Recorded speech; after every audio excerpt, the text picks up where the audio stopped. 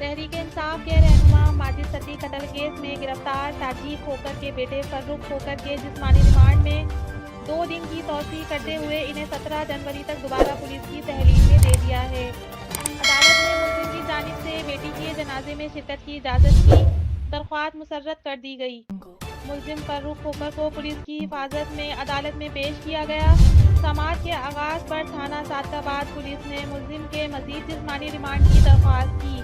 اس موقع پر ملزم کے وکیل نے جسمانی ریمانڈ کی مخالفت کرتے ہوئے موقف اختیار کیا کہ ملزم اس مقدمے میں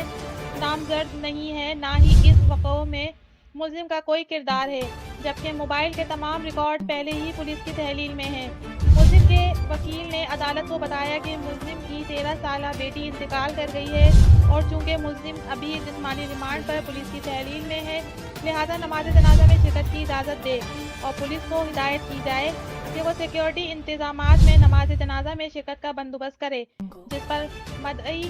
وکیل نے موقف اختیار کیا کہ چونکہ بیٹیاں سب کی سانجھی ہوتی ہیں، اس لیے اگر عدالت نماز جنازہ میں شرکت کی اجازت دیتی ہے تو ہمیں کوئی اعتراض نہیں۔ جسمانی ریمانڈ میں عدالتی حکم پر فرخ کھوکر کو پہلے طبی معائنے کے لیے بے نظیر بھٹو اسپتال لے جایا گیا، جہاں پر ECG رپورٹ تسلی بخش نہ ہونے پر اسے راولپنڈی انسٹی ٹیوٹ آف ریکارڈ ڈیٹالوجی منتقل کیا گیا، جہاں سے رات دیر سے ڈسچارج ہونے پر پولیس کو تحقیقات کے لیے مناسب وقت نہیں مل سکا، لہذا ملزم کو مزید جسمانی ریمانڈ پر پولیس کی تحویل میں دیا جانا ضروری ہے، جس پر ملزم کے وکیل نے مزید موقف اختیار کیا کہ پولیس ملزم کو طبی معائنے کے لیے اسپتال ضرور لے گئی تھی، لیکن پولیس کے دباؤ اور اجرت کی وجہ سے مکمل طور پر طبی معائنہ بھی